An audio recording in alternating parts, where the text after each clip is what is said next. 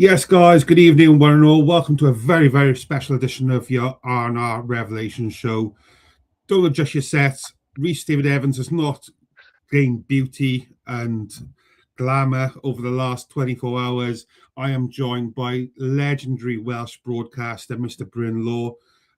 Welcome back. Absolute pleasure and a delight to have you again, mate. Hope you're doing well. Yeah, very good, thank you. I hope you're well as well, and everybody who's joining us. Yeah, 100%. All good, mate. I obviously messaged you a little while ago before this, and this was always on my bingo card to get in before the Welsh game. So extremely grateful for you taking time to come and share with us, mate. As I said, obviously done a pre-recorded last time, so a little bit different with a live show. I know we'll have lots of questions and comments along the way, so I have prepared Bryn for this, so feel free to get your questions into him. Before we start talking Wales, what I would love to start off with, if I may, is talk about the sad passing of Roger Speed, who obviously unfortunately passed away not so long ago. I know, obviously, Bryn, you've been a close friend of the family for a large number of years. Firstly, my condolences to yourself and obviously the family, of course. But I suppose, how are you, and how's things with it? Well, it's very sad, and I know Roger's not been very well for a long time. So there is an element, I have to say, I think, from conversations I've had, that in a way that this is a release, because Roger's quality of life was diminished. But it's good to have the opportunity to talk about it, because he's kind of one of the unsung heroes, Rog. He was so important in Gary's development as a young footballer. He was a huge Wales fan. Some of my best memories of Roger are bumping into him in places around Europe when he was out with there's a crew of lads from D-side and around where Gary grew up, who used to go and watch, in fact still do go and watch all the Wales games, and Roger was part of that crew. They were very close, and Roger and Gary were very, very close. So I'd go and have a few drinks with Rog the night before a game or whatever, and just a lovely fella. And I got to know him pretty much at the same time I got to know Gary, and we used to commentate, me and a guy called Norman Hunter, many people may remember, as a Leeds United legend. He used to be my co-commentator, and we would sit in the front row of the director's box in the West Stand. That was our commentary position. And while Gary was playing, because that's when I started covering Leeds United, and at half time, this guy would walk past and he'd stop for a chat, and it was Roger. It was Gary's dad, and he was on his way to get a pint at half time or a drink at half time or whatever, and he'd stop and have a little chat with the pair of us, and always had a good laugh. And through those conversations, I got to know Rog down the years, and so yeah, we were in contact with each other and saw each other on Wales trips and Wales games and stuff.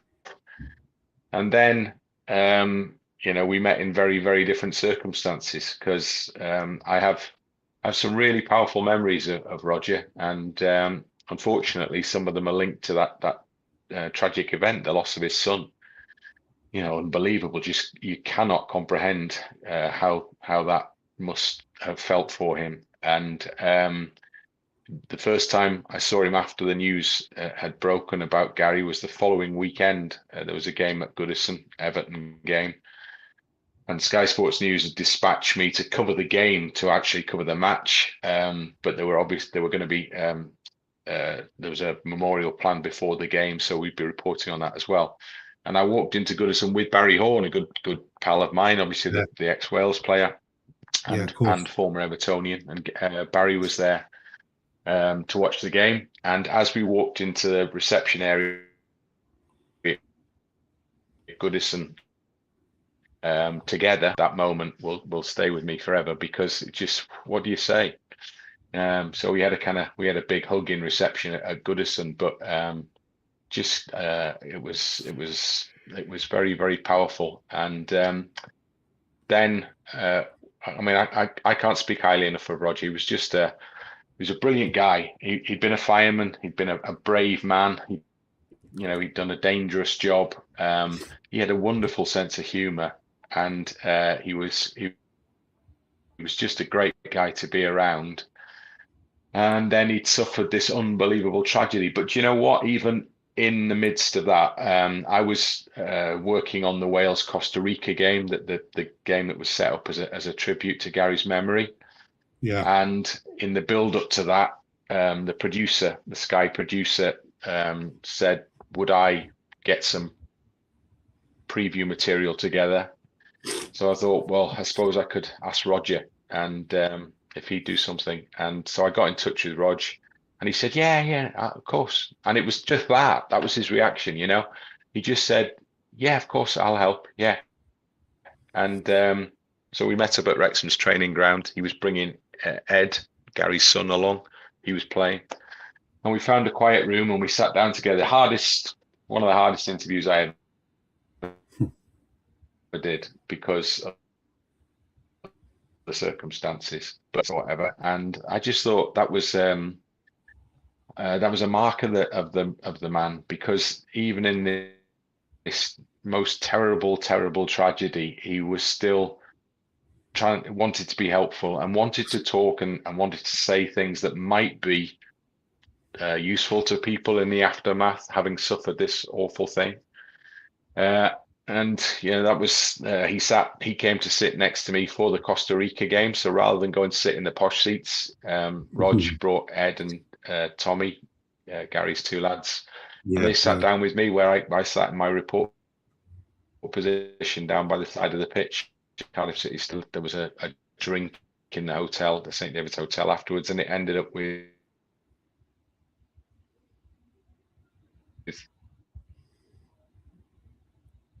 me and Roger and Chris Coleman. Throughout everything, Roger somehow kept going, and I don't know how he did it. Unbelievable.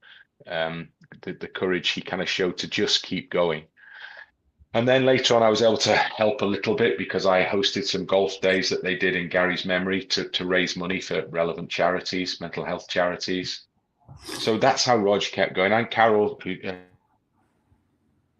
who's Roger's wife, who I met a few weeks ago, and we had a good chat.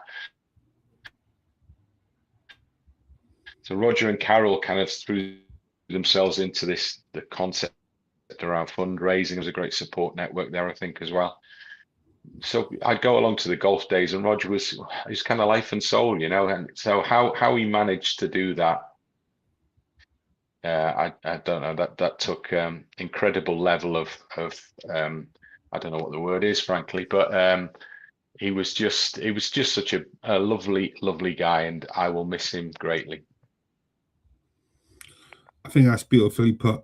We spoke about Roger. We done the show a few months ago, whenever it was, and you referenced the interactions and things like that, and some scale there. And so he just sounded like, obviously never got to meet him myself, but he sounded like a wonderful man, a good husband, and a fantastic dad and grandfather. So yeah, I think that's a lovely tribute there, Bryn, for a wonderful man. And as you said, he's hopefully at peace now and at comfort, going forward. So what I'd like to jump to very quickly is about yourself, mate. What is it you're up to these days? Yeah. Well, lots, really. How long have you got? I can do an hour on what I'm up to these days. So Leeds United is a big part of what I do.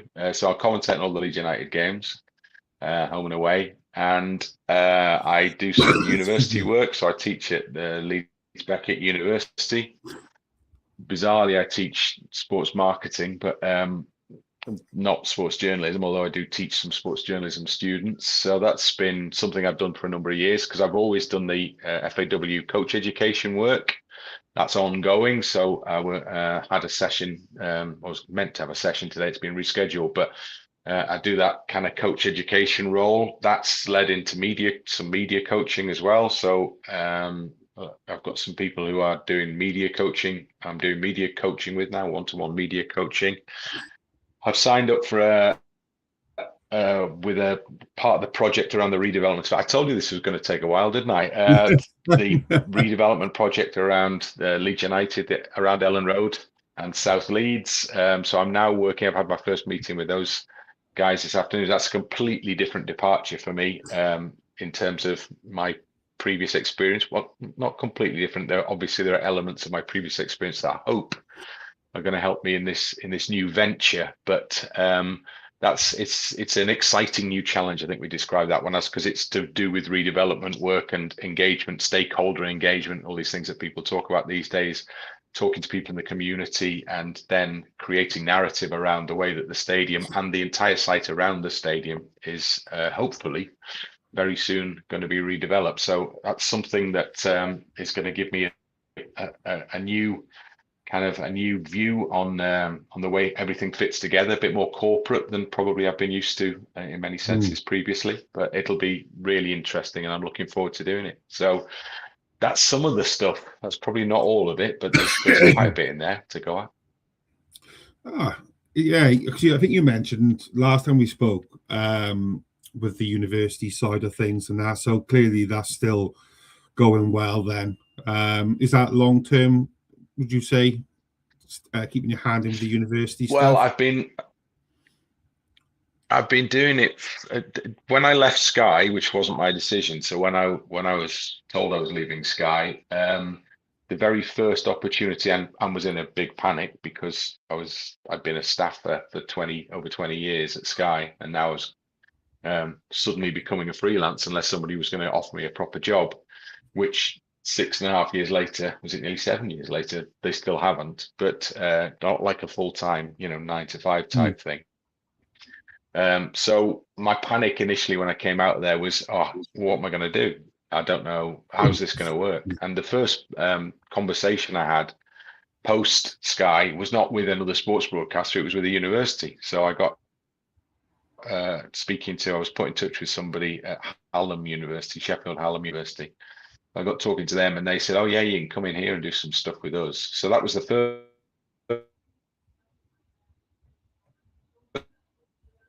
actually, that was really good, because that was the first after it, and there was some stuff out there, although it wasn't directly what I'd done in the past through the career to now take it in a different direction. So I did some stuff at Hallam. I then worked for a while at Cardiff Met.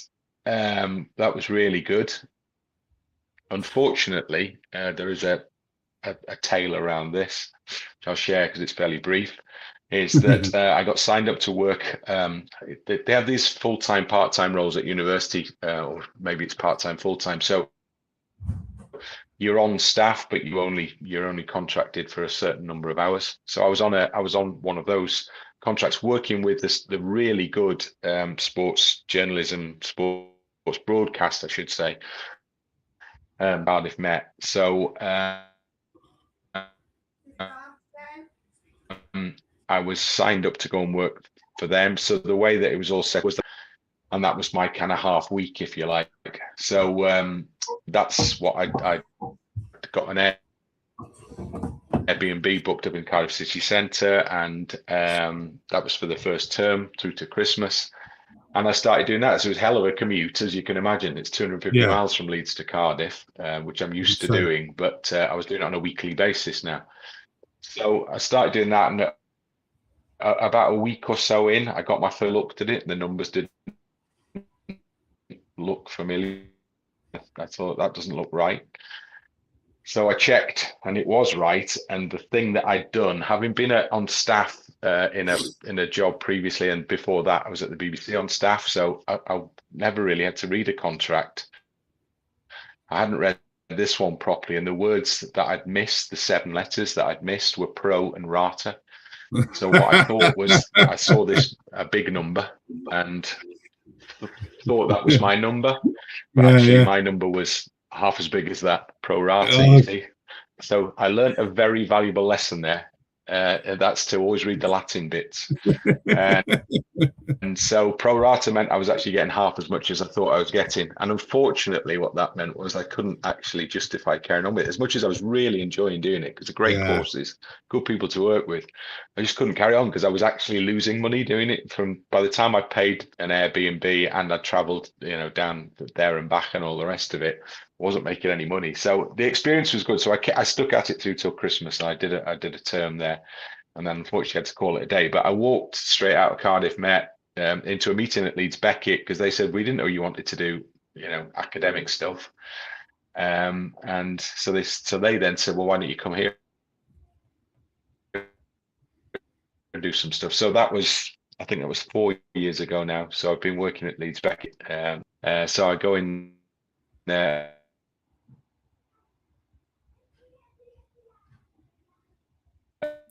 At the moment, but it's interesting. I enjoy the opportunity to share what I've learned with people who are just starting on their routes now. So hopefully, if I can help them in any way, shape, or form, then that's good. I like the thought of being able to do that. Amazing, mate. Before we start talking Wales, there is one I want to bring up for you from Paul. Evening, mate. Paul says, evening, Robin. I don't get a warm welcome myself, clearly. Evening, Robin. Warm welcome, Bryn. Bryn, can you have a word with Sky about these 12:30 kickoffs? Absolute joke of a time for fans to have to travel, etc. Well, the good news is obviously I can't have a word with Sky about it at all, no, because my link with Sky finished the moment they decided that I wasn't working for them anymore. So I'm in the same boat as you guys. I hate it. My worst, and that's, remember, I'm still paying to go and watch games, right? So I've seen, I think, 18 Wrexham games this season. So when I go to watch Wrexham, I'm the same as everybody else. I'm hoping to get a ticket, and then I'm paying for my ticket, and then I'm traveling to the game. So my experience is no different from any other fan's experience on that basis. So when I see a 12 o'clock kickoff in London or whatever, then I just think, oh, these are how can anyone do this? Case in point, the week or so ago, I did the Wrexham Chelsea game on the Saturday I was commentating for BBC Radio Wales on that one, which was good. Then Tuesday night, Wrexham were at home against Hull, which was a huge game, arguably bigger than the Chelsea game. So I went back. For me, from Leeds to Wrexham is about 220-mile round trip. It's midweek. M62 is a pretty nasty motorway, and so I had to do it kind of through rush hour. So I went over on the Tuesday for the Hull game, but then there was another home game on the Friday night, and I just couldn't really justify another drive over the M62, third in a week. It would have been third in six days effectively. I just couldn't justify doing another one over there for another home game, so I didn't go. And it was on the telly, so I watched it on the telly. But I would never ever watch a game on the TV in preference to actually going to it, unless the exceptional circumstances. So I don't like it at all. The kickoff I personally really dislike is 8:15 kickoff that's crept in. I think it's probably a Premier League thing. Sorry, guys. What can I say? Yeah. Something to look forward to, or not, as the case may be.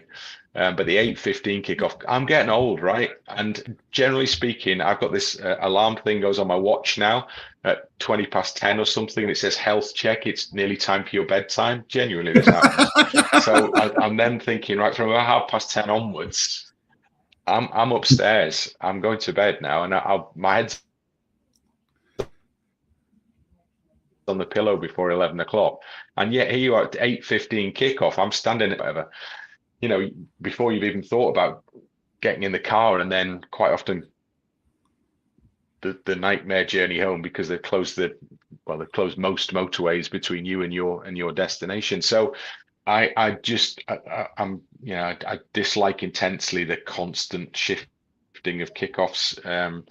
numerous examples. The Palace Leeds game got shifted at quite short notice recently from a Saturday to a Sunday to do with their European involvement. And I'd made all the bookings. So I think a lot of fans will recognise this one. I'd made all the bookings already because you want to get your train cheaper. You've got to get in early. I always go to London by train. It's just easier than driving generally. And so I had to change it all around. And, you know, there's extra cost on the hotel for changing it. I had to change the bookings on the trains and all the rest of it. It's just they do not is actually should be must look after rather than anybody else. And Wrexham are away at Birmingham coming up now on a Sunday. Now it's on a Sunday at 12 noon. Who does that suit? 12 noon on a Sunday for a big championship match. I don't really get who wants to watch a game of football on TV that they're not invested in. You know, as a neutral, who wants to watch a game on Sunday at 12 o'clock? Yeah. I mean, most people are just getting out of bed. So I'm with you. I'm with you all the way, but there's absolutely nothing I can do about it. Sorry. Yeah. I realised that anyway, but I thought I'd bring it up. I thought you'd have a say in that one. I know you obviously go to games and stuff like that. I know. So, yeah. So switching it up then. Obviously, little game coming up on Thursday. Only a small game. Want to start with selection, if I may. What was your initial thoughts on it? Any surprises for you, or is it pretty much as you would have expected, do you think? Yeah, it is, because I don't think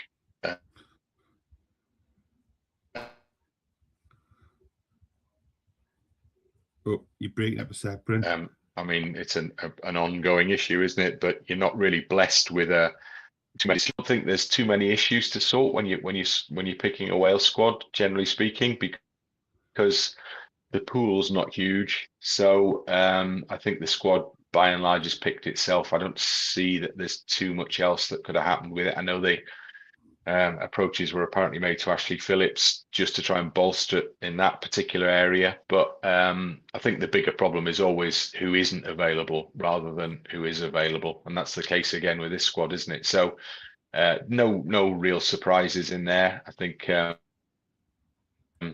I don't think there'll be any surprises really in terms of the team he picks either, because again, there are fewer opportunities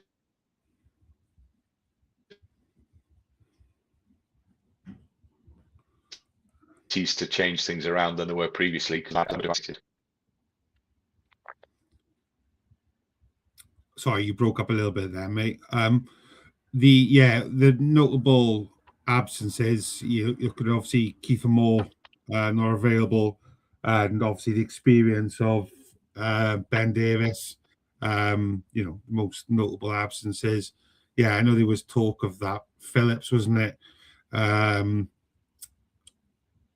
Maybe one for the future squads, things like that, but maybe it come around a bit too soon. I'm not too sure. Graham says, yeah, Kiefer Moore going to be a big miss. I think he will. They're a big, strong team, Bosnia. But you got to play to your strengths there and move them about a bit, I suppose. We'll talk a little bit about the lineup in a sec, and you got an idea, I suppose. And I think by the sounds of things in your head, what the 11 might be to begin with. I think majority of it picks itself, I think, though, doesn't it? Yeah, and I would agree. I think Kiefer is a miss because I've been watching him a lot with Wrexham this year. He's had a great season with Wrexham, really has been in good form. And Wrexham have missed him when he's been out for these last few games. And they miss him because he's an alternative and he allows you to do something a bit different, to try and change the dynamic of a game, maybe in which is very tight. So you put Kiefer on. I think it would be brought on in this case. I don't think he would have started. But you bring Kiefer on it, and suddenly there's something different for defenders to deal with here. And because he's a good player and his touch is good, so he's not just a big battering ram. He's not just a guy to lump the ball into the air, but his movement's good, his touch is good. He's a good finisher. So he does offer a very sort of significant alternative. So suddenly you've tried this, it hasn't worked. Then you bring Kiefer on, and now you can try something very different. Basically, you can start putting the ball up in the box and see what he can do with it in there. And it would kind of give defenders who thought that they've got everything sorted out in front of them and it was all under control. It would give them a bit more chaos to deal with as well. So he is a big loss, I think, but I don't think he would have started. So they're going to have to cope without him and hope that the guys that they've got who operate those sorts of areas, none more so in that final group game, but they need that contribution from them now.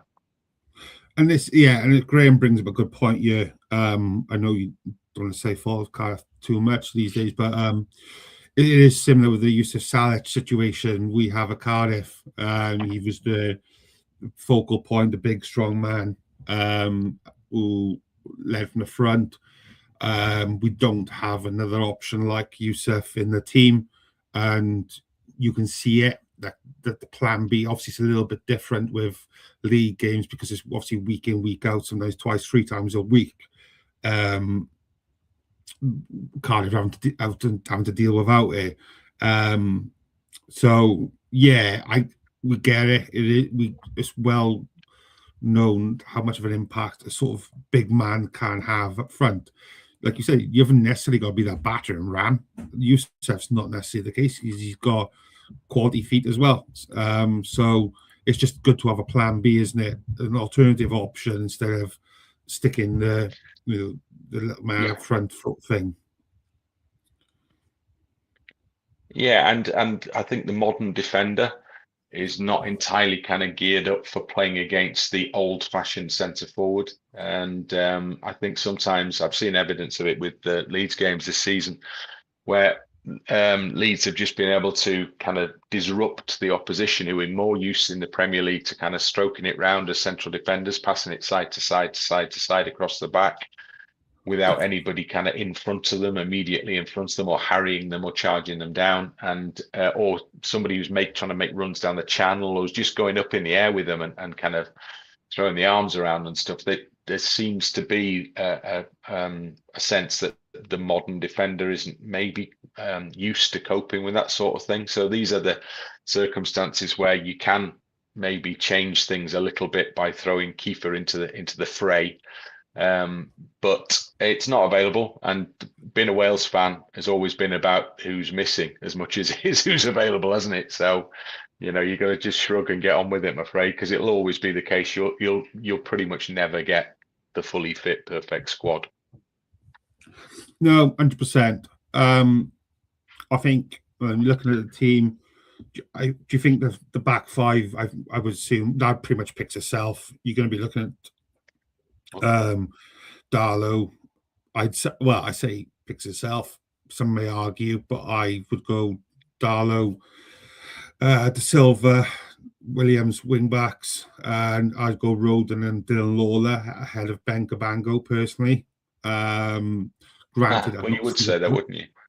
Yeah, of course. I've not seen, granted, I've not seen a great deal of Ben Cabango this season, if at all. But I think Dylan, for me, should start. But you may and probably will say otherwise and go Cabango, possibly. I mean, this is where you're looking at. This is the frailty in the squad. This is why they were trying to get Ashley Phillips in, because I think Dylan Lawler's, it looks like a hell of a prospect, but it's still and I know he's acquitted himself really well when he's had the international call-ups.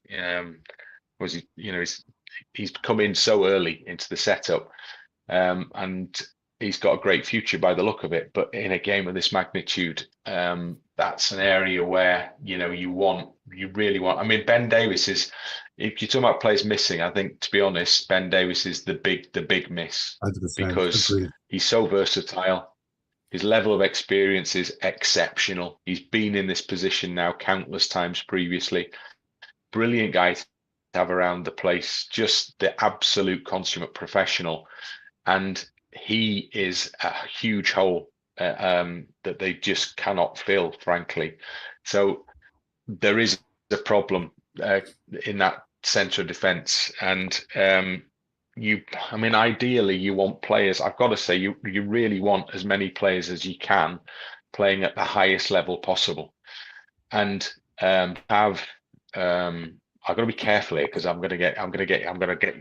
You lot are gonna hate me, but to have players who are operating at League One level, it's a hell of a big call, because in the old days we used to call it the third division, didn't we? And so to have players who are playing in the third division playing in World Cup qualification games, that's other countries, bigger countries, that isn't something that you will ever see. So Wales have done brilliantly well to have that as a situation and to still come through. And Dylan Lawler's going to play at probably play a higher level within the next 6 months, given that you guys just about look like you're going to go up, although you're making a bit of a mess of it at the moment. But the Cardiff way, Bryn. It's the Cardiff way, mate. Of course it is. I'm sure you'll fall over the line. If only because everyone else below seems to have given up on it as well. Oh, I know. Honestly, but he'll play. So he'll play higher. Yeah. Ben Cabango's been playing. I mean, Ben's got more experience, obviously, but he's been playing in a Swansea side that's been real hit and miss, and have conceded a few goals along the way. So there is no. I would have to say in these circumstances that is an area that Wales will be casting around to see what there is out there, and that's where the Ashley Phillips bit comes in, because I remember well when James Chester got brought into the fold, yes, right, ahead of the qualification for Euro 2016, and James was they knew he was qualified, but it took him a while to persuade him to get involved and did a brilliant job in there because he brought in with him sort of top level experience because he was playing Premier League football, and that's the sort of thing you just want to drop in there. What I will say is I've seen a lot of Joe Rodon this season, and he's been magnificent for Leeds.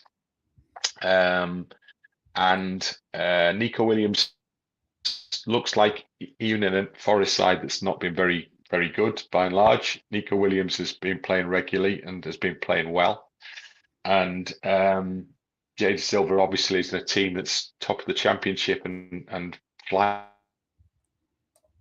on a Premier League player next season. And I think it's important for the Welsh setup in general to have as many Premier League players as possible. I've got to say that. So Carl Darlow behind them, by the way, who obviously I've also seen a lot of, has also been playing very well. So Carl, who took forever to decide he actually wanted to play for Wales, despite is it Ken Leake, his grandfather?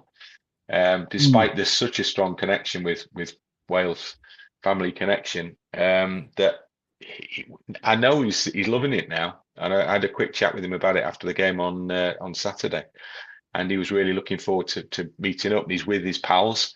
He's with Ethan and Joe and Dan, and they got on really well. And he's really happy he made the decision to finally to throw his hat in. So so Carl's a Premier League goalkeeper, so that's good news, because we've struggled in that position in recent times to have somebody who's actually starting it's been matches. a long time, isn't it, since we've had a Premier League number one.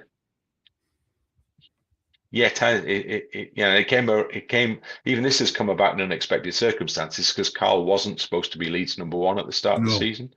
They'd signed Lucas Perry to be that, but he's lost his place, and Carl's kept his place. So that's good that he's playing regularly.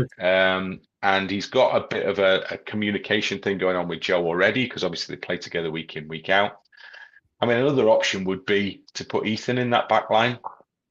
But I don't think he'll do that.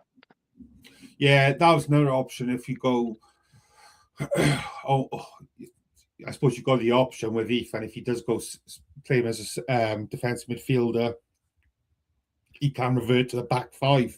Then, if needed, if he puts Amsterdam and drops in between them, if it's wherever it is the centre back pairing, if need be, then you've got that extra defence reinforcement, which probably will be needed against both qualification games, if hopefully which they get through. That's the beauty of Ethan Ampadu, isn't it? Well, Ethan, yeah, exactly, and he's played alongside Joe. He played alongside Joe for a long spell in the Leeds United backline. I think he's better position Leeds as a central defender, and the pair of them had a great run for a while, keeping clean sheets. So they know each other inside out, obviously, in terms of the way they both play. So that it's an option, but I don't think he'll take it. I think he'll see Ethan as being too important in that holding role just in front of the back line, would be my guess. Before we move on to the rest, I'm just going to jump to a quick ad very quickly, and a bit of an unexpected advert, but I won't be 2 seconds now. We'll be back with you, okay, boys and guys? This channel is powered by an incredible membership community on Cardiff City World and patreon.com/AcePodcastNation. Becoming a member unlocks exclusive rewards from early access to live event tickets, bonus content, and even the occasional inside transfer scoop when we get it. But more importantly, it allows us to bring you top quality Cardiff City content 7 days a week. Across those 7 days, we're talking match previews, exclusive interviews, instant match reactions, the breakdown podcast, tactical deep dives, the spotlight series, Bluebirds Rewind, Academy Focus, and just so much more.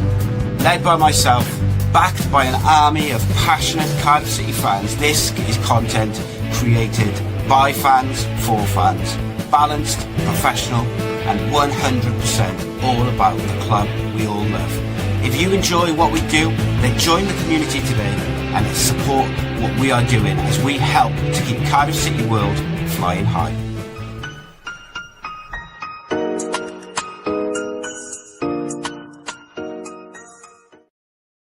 Awfully sorry about that. You quickly called me, so I do apologise. So there's one comment, I want to bring up from Paul, if I may. We have players who, when they can turn up in any big game, Bryn Johnson, Dan James, who I think need this type of game, big game players. My problem is, and I might get dug out for this, not so much Dan James, Bryn Johnson. I get the impression at times that he's not, and I may be way off the mark, and probably am. I get the impression sometimes watching him for Wales that he's not that arsed about playing. He gives off that vibe, like the tracking back is not great from him from what I've seen. Yes, there's talent and yes, there's quality there. I think the problem is as well, both club and country don't know what his proper position is. Is he a left wing? Is he a right wing? Is he a striker? Which I think is part of the problem in itself. Is he a fullback? Well, 100%. Exactly, mate. Do you know what I mean? Do we play him as a wing back? Because hasn't he done that for Forest now as well? Well, he's been playing. I saw Palace Leeds. What was it, a week or so ago? Brendan was playing as a fullback. He was playing in the back line, and he played the previous game in Europe in midweek in that position as well. So he was being utilised because Brennan hadn't been starting for Palace, so he was getting a start, but he was getting a start as he's a wing back, isn't he? So if you're asking about his defensive capabilities, he's been having to show them for Crystal Palace, frankly, in this new role. He did okay. He did okay against Leeds. He couldn't get forward. Didn't really get forward. I think he was probably tied up with trying to defend, frankly. But yeah, I think that, and that's a bit of the conundrum. Palace obviously saw something very valuable because they spent 35 million quid to make him, at the time, their record signing in the last window. But I think they brought him in as an attacker. But I agree, I don't know whether he's better as an out and out winger, or whether he operates better in that kind of number 10, that in the whole role. And I'm probably still not quite sure which one of the two it is. The conundrum again for Wales is he plays in the Premier League, right? So you got to use him because he's in that division still for a reason.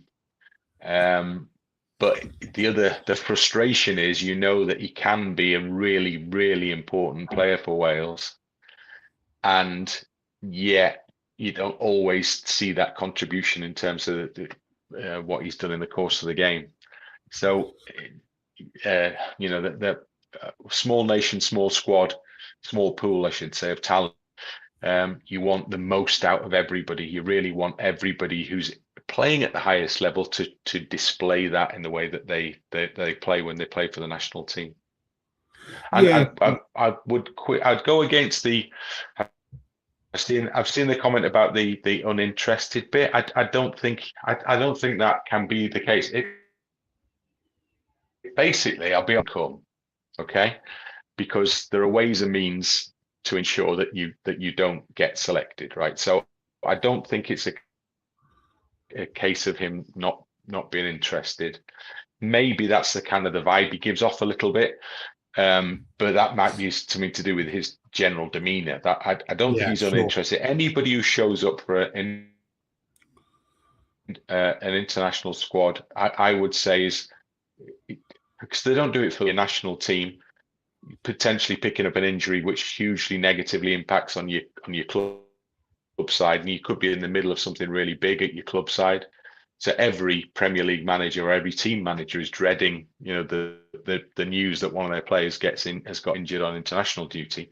So you actually if you go along and join up with the national team squad, I think there's, right from the word go, you're showing a degree of commitment there, because it's actually easier not to go in this day and age for a lot of them.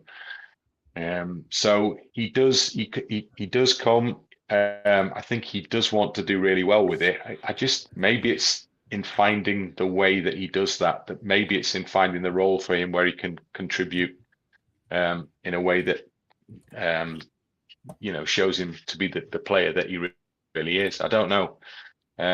So there's one for Craig to sort out, frankly, because imagine if you have Brennan Johnson in there to join that kind of triumvirate, or that group in midfield of really exciting, so all the same physically, quite small but quick, and able to do things that are different. And as we saw in that last qualifier, you know,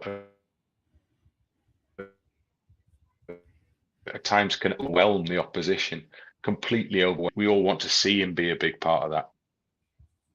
100%. I think what sticks with me is, and I mean this in no disrespect to the players I'm about to mention, but he appears to have much more natural talent as a footballer than, like, I don't know, Sam Vokes, for example, or Hal Robson-Kanu. And when they put the Welsh shirt on, they seem to have had more impact, if that makes sense. You know, I might be speaking out of turn because of I'm thinking maybe about the iconic moments of these players and things like that. Maybe my judgment is clouded to a certain extent, but I don't know. Like I said, it's not me digging Johnson out, by the way. I'm not saying he's an awful player or anything like that by any stretch of imagination. I just think he could do with offering a bit more. I think he needs to find a proper home as a club with a proper position, and he sticks to it. And wing back or whatnot, he needs to stick to a position and run with it. Well, from my own experience of playing football, and I am still, by the way, playing football, the less talented you are, the harder you have to work. So Sam's fantastic. He was one of my favourite ever players, but People like Sam maybe have to put in more of a shift because they don't, like you've already identified, they don't have the natural ability.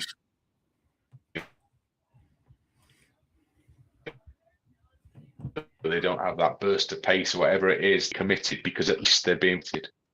I don't know. It would be great to see Brennan just kind of answer the critics maybe a little bit. It would be no better time than in these hopefully next couple of matches for him to show, you know, what he's all about and why Crystal Palace paid 35 million quid for him, why Tottenham bought him in the first place. I mean, these clubs have scouting networks like you wouldn't believe. They do all the data work and all the rest of it. So there's like something in what Brennan Johnson does, for absolutely certain. So that they've spent big in acquiring his services. So there's a player there but there's no question about that. It's the challenge now for Wales to make sure that he gets the opportunity and he takes the opportunity as well. It's a two-way thing to show how he can shine in the international stage. I suppose as well, it probably doesn't help him, you know, in his time in Spurs, how many different managers he's had as well. He moved to Spurs as a young man. He's obviously been there for a few years, grown, matured, and obviously played with some good footballers. But obviously, we all know what Spurs are going through at the minute. Cardiff probably be playing him in the Championship next season. But you know, that can't help matters. When you don't know, you're asking me an elbow with who's going to be the manager next week and what they're going to ask of you and what different style and shape and things like that. And then obviously going to a new club as well. So, you know, maybe I have been a bit harsh on him as well personally, but that's bound to make an impact.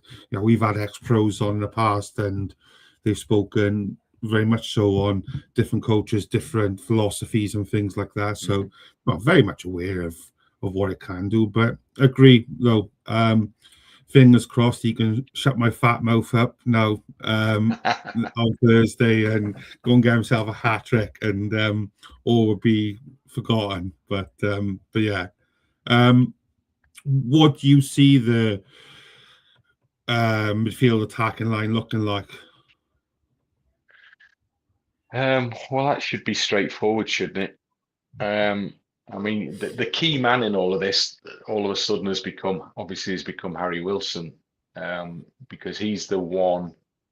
I think in international, it's a bit like the Championship in many ways. You need in international football a core group of, say, 7 that you can absolutely rely on, who are good, steady 6 or 7 out of 10s every game, and then you need as many as you can get, but certainly 2 or 3 who operate at a higher level.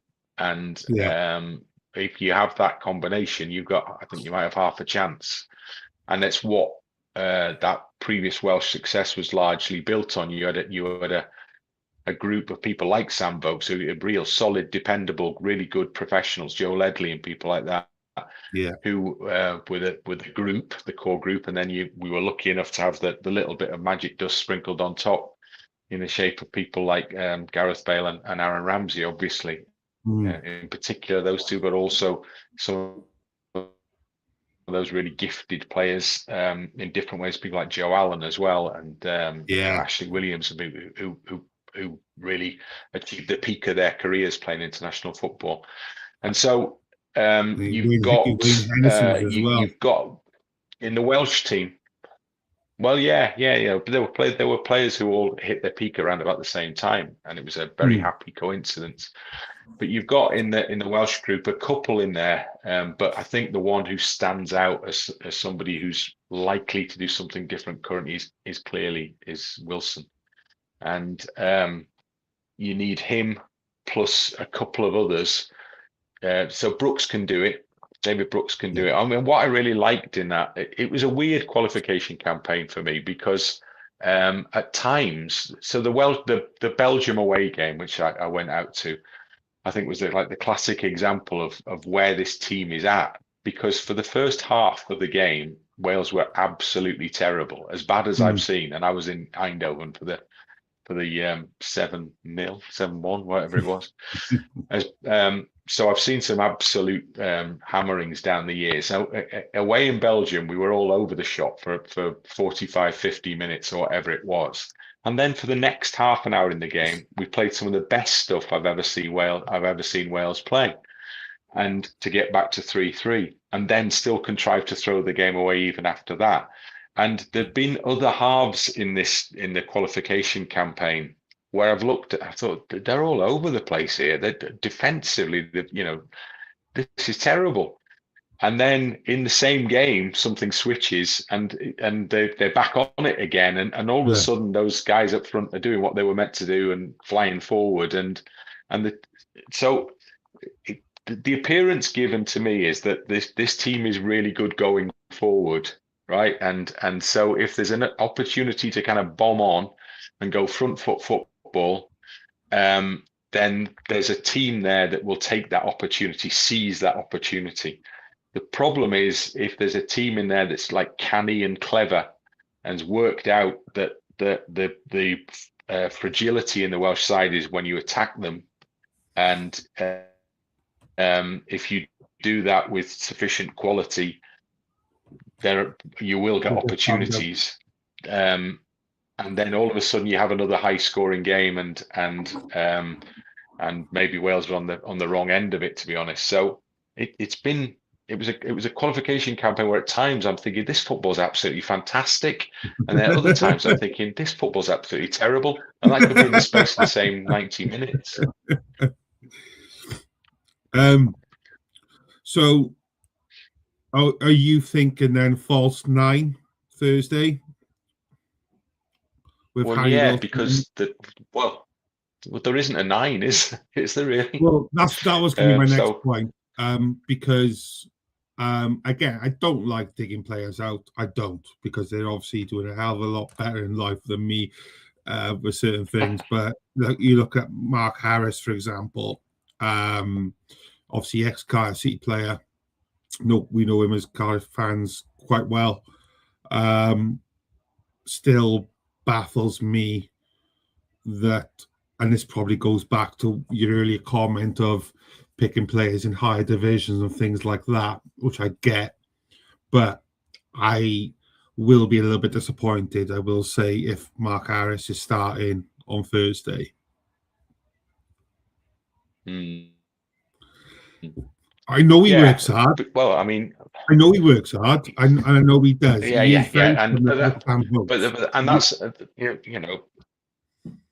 but he's playing in a team that are struggling to stay up in the Championship, and he's.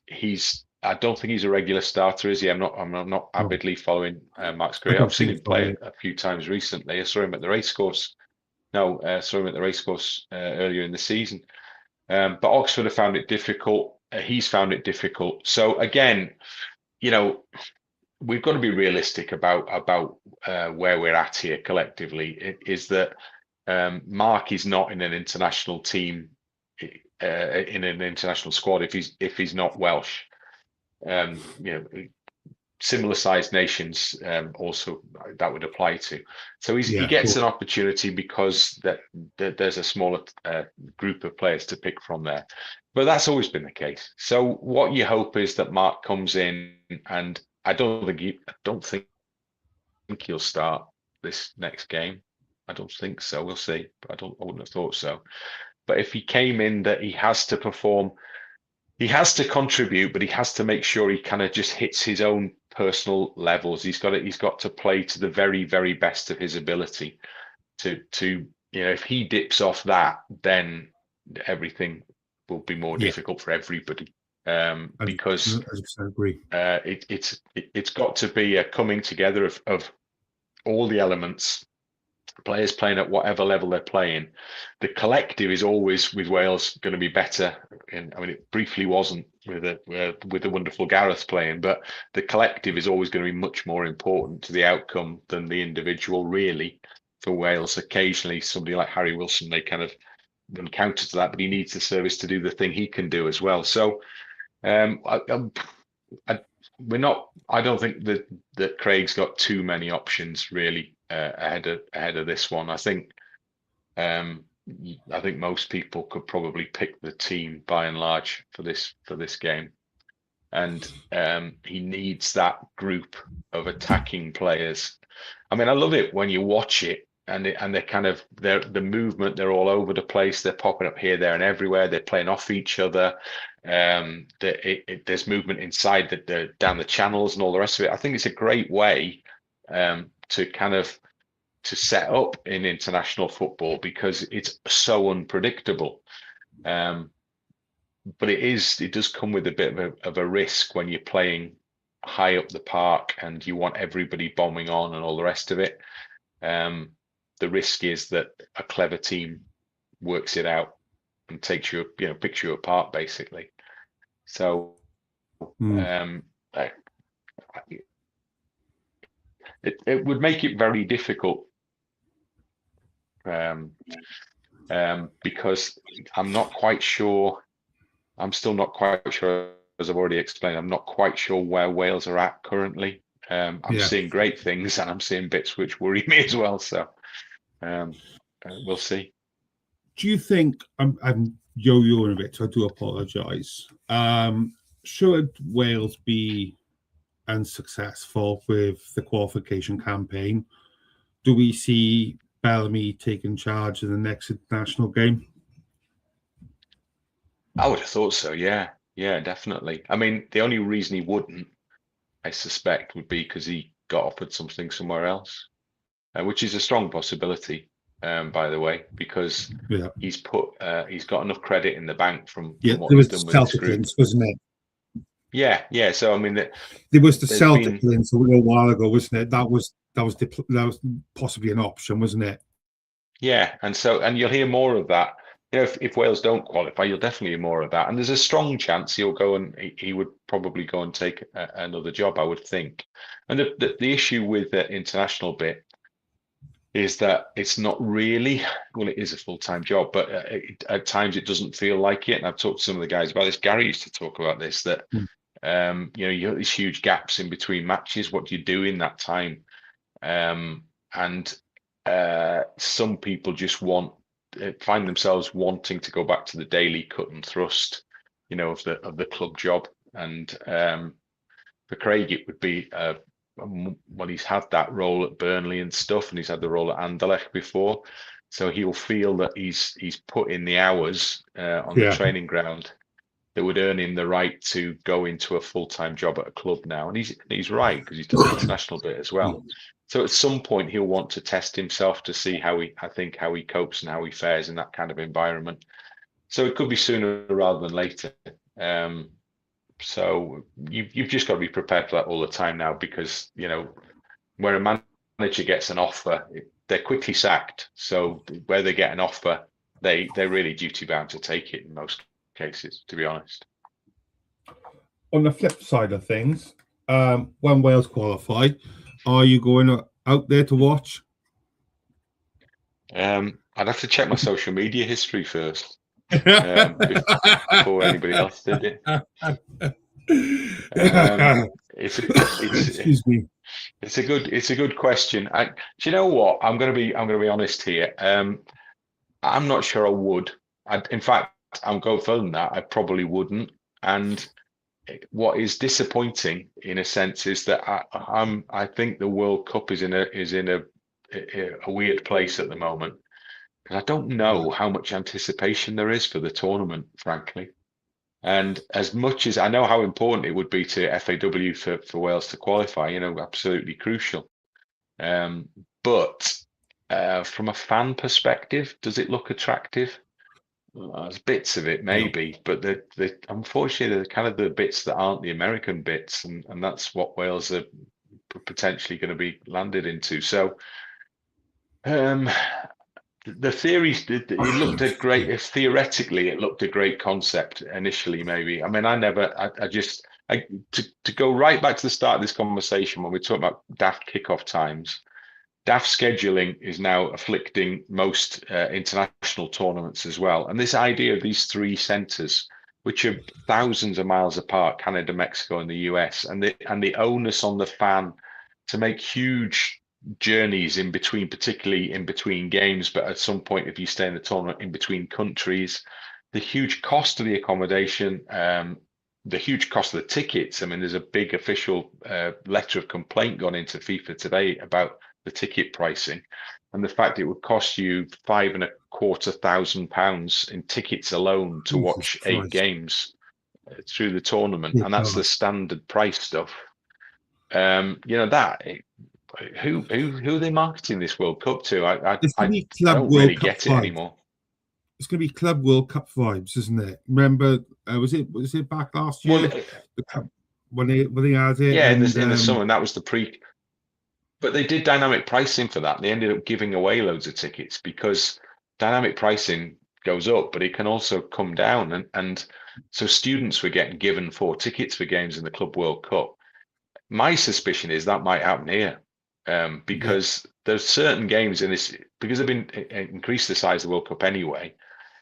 There's certain games, and Wales might, if Wales hopefully, in many senses, of course, I hope Wales qualify. If Wales qualify and then they're playing a group game against lesser opposition, genuinely, how many people in America are going to be willing to spunk out hundreds of dollars on the ticket that would be available for that, or would be interested in having already bought the ticket and actually turning up to watch it? I think there's going to be a lot of those kind of games in this World Cup, and presumably there's going to be quite a few dead rubbers in it as well, because the groups, there's going to be some really weak sides in it, because you can see that from some of the qualifiers already, because it's such a big tournament now. So some teams are going to get proper spanking, I think, in some of these group games. So the whole package, actually, I'd love to go to Canada. I've never been, and I'm not sure about Mexico, because there's another country with a lot of stuff going on at the moment. I've been to the US and really enjoy it, and I like American people, but there's so much extra baggage attached to the whole thing now that I'm not sure. I'm really not sure about this one. You look at the teams, Bryn, I'm just going up in front of me now. I'll only pick out a couple. You got Qatar, Saudi Arabia, Uzbekistan, Cabo Verde, Curacao, Haiti, Panama. I mean, okay, granted, I think Kosovo could still qualify. And this is no disrespect to them, don't get me wrong. But, okay, some of these countries are very close by, or closer by than what we are to them in terms of geographical settings. But who's going to want to see that? Like, well, yeah, World Cup game. Well, that's the more say the $64,000 question, because I don't know who that market is in America. I mean, soccer / football is a tough enough sell to the Americans in many cases. I mean, the game is definitely growing there. By the way, I've been over and I've seen some grassroots football playing. I've seen how the grassroots game is growing big time in America. So that there is the sport is really establishing itself significantly there now.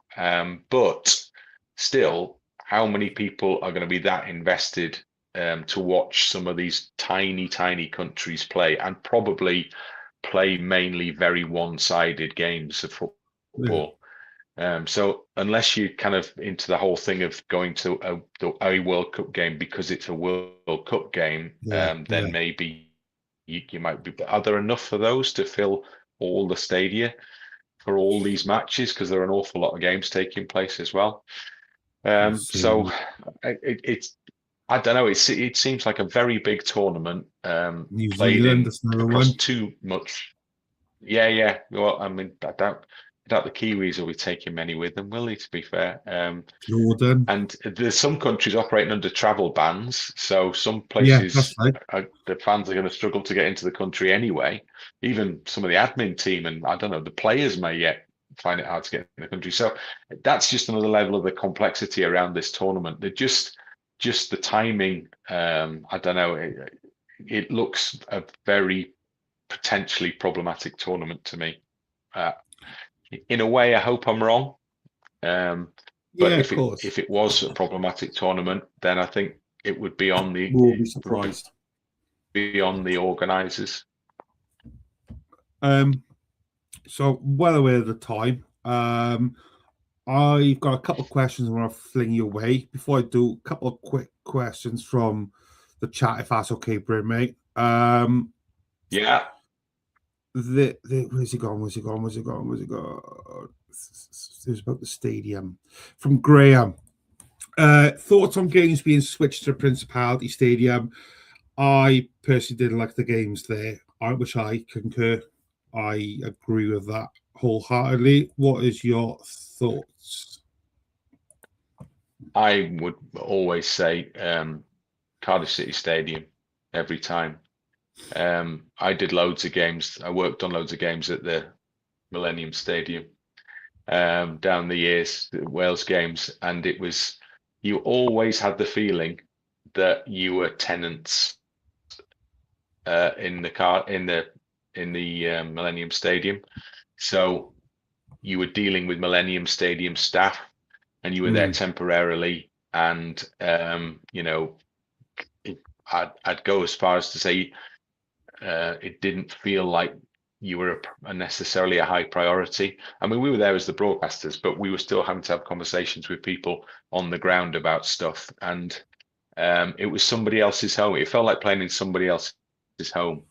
And the Cardiff City Stadium has been an incredible success. I mean, I enjoy that walk up to the Cardiff City Stadium when you, for a night match, when you kind of turn the corner and then you see the lights and all the rest of it. It's got that real aura about a place that you want to go and watch the game in. And it's become a really good home stadium for Wales. And I think that's to an extent to do with the fact that it's always now pretty much full. And yet it's not too big, so it's still plausible to fill it, or largely fill it for most games. I've seen the plans to make it bigger, which are interesting, kind of exciting, but I don't know whether that impacts in terms of that atmosphere that it has at the moment. But there's been some fabulous nights there, so the players love it, the fans love it, and even the poor North Walians like my pals back home in Wrexham and across the northwest, who have the incredibly difficult journey, by the way, of getting up and down to Cardiff, for these international matches, because it is a pain in the arse trying to get to Cardiff from North Wales.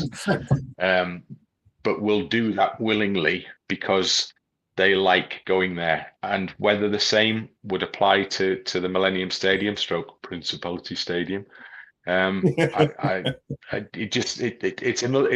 a venue for another sport, that, to me. And financially maybe FAW it's an imperative. I don't know what the situation is, but to earn more money. But there's no guarantee that you get many more than 40,000 in there unless Wales are doing exceptionally well, because when it was being filled before, the tickets were 10 quid, weren't they? In that previous kind of carnation. So no, I mean, I've made a simple answer very long-winded there. The answer is I way prefer the Cardiff City Stadium to the concept of playing at the Millennium / Principality Stadium. I think that's a unanimous decision from myself and those watching as well, to be honest with you, mate. Last one there before I let you leave. Can I get a quick prediction, if that's okay? Oh, Jesus. I hate doing predictions. I have a calm thing going on, right? So I used to go out and do vox pops before games, quite often before Wales games. And you find yourself saying, what do you think the score will be? And when people say to you, I think we'll win 4-0, you're going, why would you say that? Why would you say that? Do you really think that? Actually, some people do. So sorry, Bryn. Just you can sit on the fence if you want to, mate. And you can sit on the fence and hope for a good competitive game if you want to. Well, no, I tell you what, I'll say that Wales will stumble through this one. 2-1, go on. But if it goes wrong, don't blame me, because I didn't want to do that, right? And then when Wales get through, Italy or Northern Ireland? Well, again, this one I can keep simple. Northern Ireland, quite clearly. I think so too. I have to say, I think Northern Ireland's going to beat them. Oh no! All right. Hold on a second. Which one would I prefer? I'm saying Northern Ireland. Which one Oh, do I right, sorry. expect? Nah. I think I expect Italy. I expect Italy. Yeah, definitely. Oh, hang on. Wait, is it in Belfast or is it in It's Italy? in Italy. No, it's in Italy. I gotta be honest, I thought it was in Northern Ireland, so yeah, that could be a problem. No. But Italy are not the big boys they were, so anything is possible. Yeah, but they've still got, they've still got a bigger talent pool than either Wales or Northern Ireland, by the way. 100% put together. So yeah, so their expectation would be, even if they end up playing Wales, the expectation would be that they win that game. Whether they do or not, we'll have to wait and see. Got to get there first, so let's worry about that one. Yeah, no, I know. Let's not get ahead of ourselves. Let's relax. Let's calm down and think about what time we got to get up in the summer to watch the World Cup for Wales. Bryn, it's been an absolute pleasure and delight. I'm so happy for you joining me again. Really, really appreciate it. Hopefully, if you're okay with it, we'll have a catch up again in the summer or something like that, if that's okay. No problem. Let's give you a bit of that. Yes, it is. Bryn Law is a Bluebird. Thank you, everyone. Yeah, don't go that far, man. I'm not going to burn my bridges. Thank you all for your questions, comments. I'm sorry I've not been able to get through everyone. It's been absolutely amazing. Keep an eye on your socials. I'm not sure what's actually coming up tomorrow, but you know the score. Like, subscribe, share, and do all those fun malarkey stuff. But thank you all so much for your time. Have a lovely evening. Bryn, you're an absolute legend. Good night, God bless, and goodbye. This channel is powered by an incredible membership community on Cardiff City World and patreon.com/AcePodcastNation. Becoming a member unlocks exclusive rewards from early access to live event tickets, bonus content, and even the occasional inside transfer scoop when we get it. But more importantly, it allows us to bring you top quality Cardiff City content 7 days a week.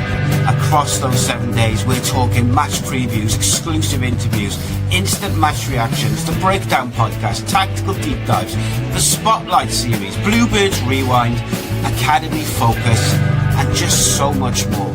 Led by myself, backed by an army of passionate Cardiff City fans, this is content created by fans for fans.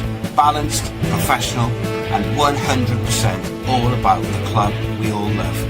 If you enjoy what we do, then join the community today and support what we are doing as we help to keep Cardiff City World flying high.